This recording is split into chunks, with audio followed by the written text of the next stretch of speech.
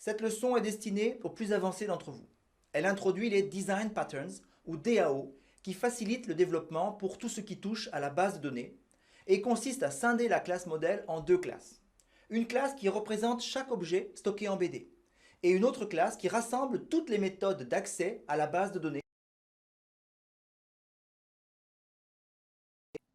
Pour l'instant, dans chaque module, nous avons un contrôleur, un modèle, plusieurs vues. Nous allons scinder la partie modèle en deux fichiers. Une classe qui représente chaque entité, par exemple l'entité score. Une classe appelée DAO, acronyme de Direct Access Object, qui va implémenter toutes les méthodes génériques d'accès à la base de données pour une entité donnée.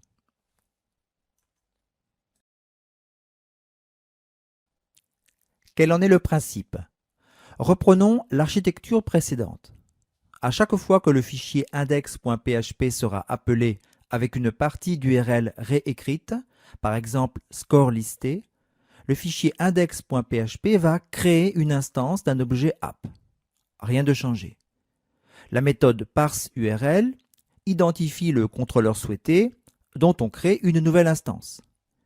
Le modèle sur lequel s'appuie ce contrôleur est toujours une instance d'un objet modèle, dont les méthodes sont les fonctions qui permettent de sélectionner des enregistrements contenus dans la base de données.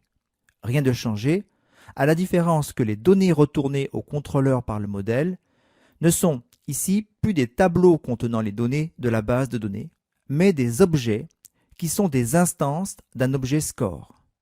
L'intérêt est que ces objets vont pouvoir être manipulés plus facilement par le code du contrôleur, notamment parce que chacune de ces instances possède des méthodes permettant d'accéder à leurs attributs.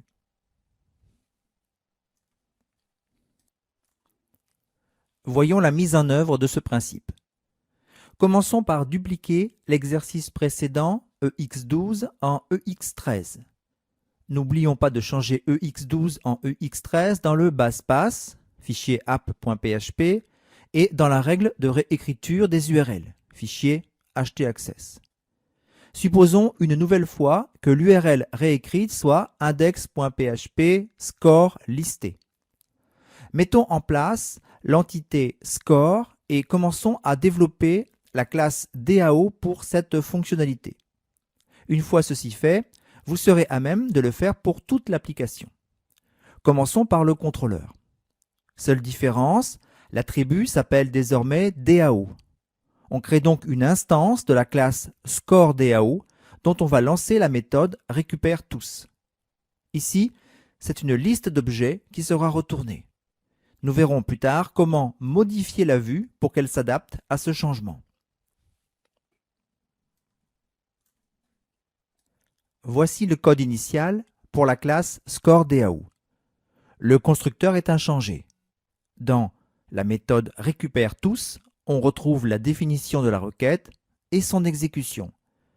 Ce qui change, c'est la création, à chaque enregistrement trouvé, d'un objet de type score.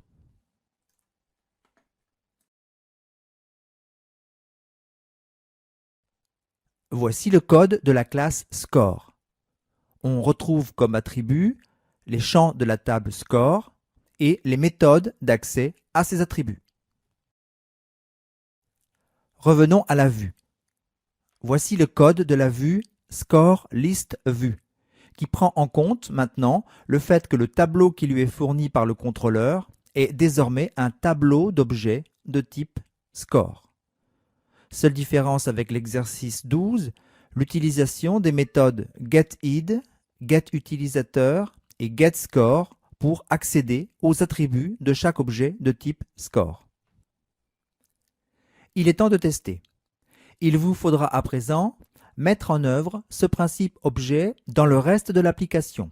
Pour éviter que ce travail ne soit trop long, nous vous proposons de compléter uniquement le module score. Avec les DAO, nous avons fini de structurer notre application en plusieurs entités. Les contrôleurs, qui s'occupent de traiter les requêtes. Les DAO, qui se chargent de communiquer avec la base de données. Les modèles, qui décrivent les objets à manipuler. Enfin, les vues, qui présentent les données à l'utilisateur. Dans cette configuration, toutes les classes DAO possèdent des méthodes similaires, comme par exemple la méthode récupère tous. Ceci n'est évidemment pas optimal.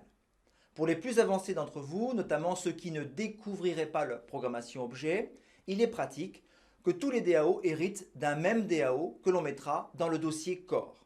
Mais ceci dépasse le cadre de cette leçon.